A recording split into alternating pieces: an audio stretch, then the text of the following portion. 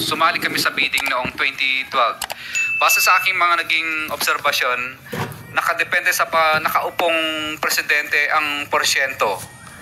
Noong panahon po ni, okay lang po Your Honor, noong panahon po ni former President Pinoy ay umaabot po ng 10%. At sa panahon po naman po ni President Duterte po ay umaabot naman po ng 12 to 15%. Subalit ngayong panahon po ng mahal na presidente ay umaabot na sa 25 to 30% ang total ng porsyento ng proyekto ang hinihingi ng mga congressman gamit ang kanilang mga tao o tinatawag na bagman.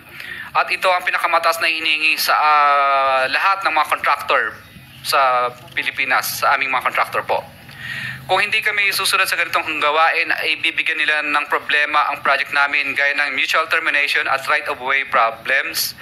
Minsan ay ginagamit nilang panakot ang blacklisting kung saan hindi na kami makakasali sa mga bidding sa loob ng isang taon. Kaya madalas ay sumusunod na lang kami sa gusto nila. Ilan sa mga nakausap namin sa bawat distrito ay example lang po ito. Ay sa Quezon City, for example, si D. Eloida ay lagi akong tinatawagan pag lumalabang kami sa bidding na may taker sa mga projects nila. Kaya nakikisama na lang kami kasi pag hindi kami Teka muna, sabi mo example lang, hindi yan accurate? At totoo po ito. Ay, bakit example? Kasi po, ilan lang po ito sa mga babanggitin ko kasi masyado po mahaba. Nakikisama na lang kami kasi kapag hindi magagalit ang politiko na may hawak sa kanila at tatanggalin sila sa pwesto at ipapaba-blacklist daw kami sa pamamagitan ng 3-strike policy. Tinatanong ko kung sino politiko dyan, ngunit ayaw nila itong sabihin dahil sa kanilang posisyon bilang district engineer. Sila ang may control ayon sa kung sino ang congressman ng district na nakakasakop sa area ng projects na nilalabanan namin. Year 2022 onwards, ang kalakaran po dito tuwing sumasali sa bidding, hinaharang kami agad ni Lynn, negotiator sa bidding. Kapag matigas ang ulo naming nagdadrop pa rin kami sa aming bids, kahit anong subok naming ayaw buksan ang financial bid na aming isinumite. Kapag nanalo sa bidding, matatanggal si D. Eloida.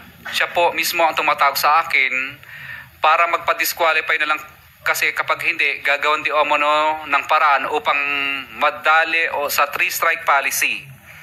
Para maiwasan naming ma-blacklist at magalit sa akin ang politiko na may-ari ng mga projects, tinatanong ko sino ang mga politiko ng district ng mga congressman na nagpapabidi sa DPW's Quezon First Deo. DPW's Quezon City First Deo. Sa DPW's Quezon City Second Deo naman, ganun din ang bidding dito sa panahon ni D.E. de Buenadera, year 2022 onwards, na sinundan naman ni D.E. protesta, wala din masyadong bidding. Kasi kapag sumasali kami, disqualified agad at papakiusapan ka ng negotiator na umatras kasi may taker na rin mga politiko dito. Kung kanino galing ang projects.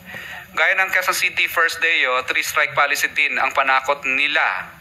At magagalit daw di umano ang mga politiko sa DE kapag nanalo kami at tatanggalin sila sa pwesto. Ang congressman sa lugar na ito ay magagalit sa amin at papahirapan kami sa implementation ng proyekto kapag ito ay na-award sa amin. Kaya napipilitan kami minsan umatras dahil sa matinding pressure at pakiusap ng DE at negotiator. Minsan kapag hindi pa rin maayos mga taon na ng congressman ang tumatawag at kumakausap sa amin kapag ayaw pa rin naming umatras. Yun po. Anyway, pattern na establish mo yung pattern. Secretary Bonoan, Jose Cabral.